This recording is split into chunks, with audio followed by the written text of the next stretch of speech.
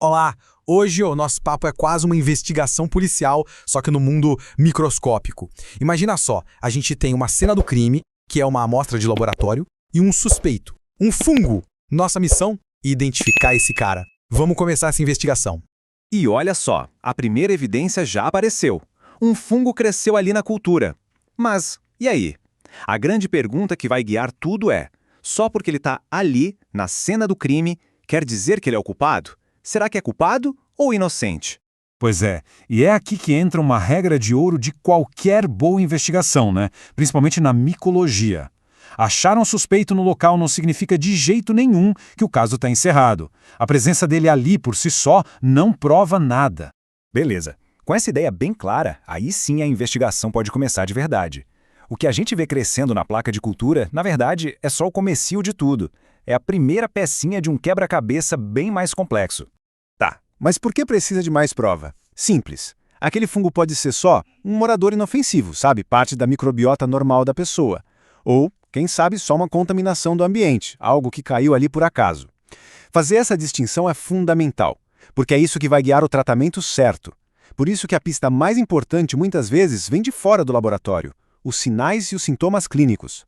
É a história do paciente que vai dar sentido a tudo que a gente achar. Certo, então vamos para o laboratório. Hora de pegar a nossa principal ferramenta de investigação, o microscópio. É com ele que a gente vai conseguir as primeiras pistas visuais, dar aquela primeira espiada na identidade do nosso suspeito. E olha, não dá para subestimar o poder desse primeiro passo, viu? É impressionante. Muitas, mas muitas vezes mesmo, o que se vê ali no microscópio já é tão revelador que já dá para guiar as primeiras ações clínicas. É uma prova rápida e que faz toda a diferença. Ok, com essas primeiras pistas em mãos, o que a gente faz? Comparamos o que foi achado com os perfis dos suspeitos de sempre, os mais comuns. É como se tivéssemos aquelas fichas de criminosos, sabe? Só que, no nosso caso, são os perfis dos diferentes tipos de fungos. E o nosso primeiro suspeito na lista são as leveduras. E qual é a principal característica delas? Bom, elas são meio que criaturas de hábitos. As colônias que elas formam costumam ser bem parecidas umas com as outras, bem uniformes, sem muita variação na aparência. E isso por si só já é uma baita pista. Se a gente olhar a ficha criminal das leveduras, a gente vê os detalhes. Por exemplo, alguns gêneros como Cândida e Cryptococcus têm uma aparência tão característica que fica fácil de reconhecer. Já para outros, para outros é preciso um interrogatório mais profundo, usando provas bioquímicas para ter certeza da identidade. Agora vamos para o nosso próximo grupo de suspeitos, os fungos filamentosos, também conhecidos como bolores, né? E aqui a coisa muda de figura. Diferente das leveduras, esses aqui, nossa, eles oferecem um banquete de pistas visuais. A identificação deles depende muito de uma observação bem atenta da morfologia. E a riqueza de detalhes aqui é o que manda. A cor, a textura, se ele solta algum tipo de pigmento no meio de cultura, olha, tudo isso conta. Aí, quando se vai para o microscópio, se analisa o tipo de hifa e, o que é super importante, como ele se reproduz, olhando a forma e a disposição dos esporos.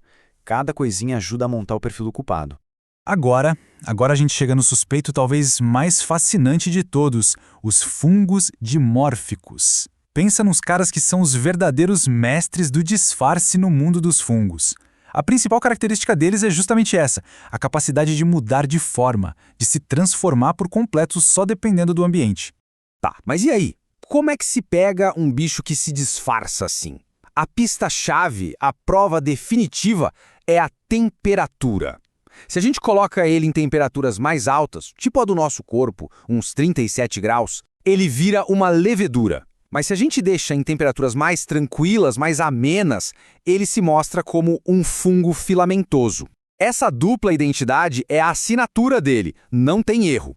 Só que tem um detalhe, para identificar esse suspeito, precisa de paciência, muita paciência. O tempo de crescimento dele é moderado. Leva ali de 8 a 14 dias para ele dar as caras de verdade. É uma investigação que não dá para ter pressa, sabe? Nem deve. E às vezes essa espera é ainda maior, viu? O crescimento pode ser bem lento mesmo, passando de 15 dias. É aí que a paciência e a atenção constante do investigador são testadas de verdade. Muito bem, depois de coletar todas as evidências, de observar com toda a paciência do mundo, de analisar cada detalhe, finalmente chega o momento do veredito. É hora de juntar todas as peças desse quebra-cabeça. Então, resumindo toda a nossa investigação, o processo todo se resume a 4 passos, basicamente. Primeiro, cultura e microscopia. Depois, se analisa morfologia bem a fundo. Se precisar, se parte para as provas bioquímicas. E, finalmente, com todas as provas na mão, se chega a uma decisão clínica bem informada. E, caso encerrado.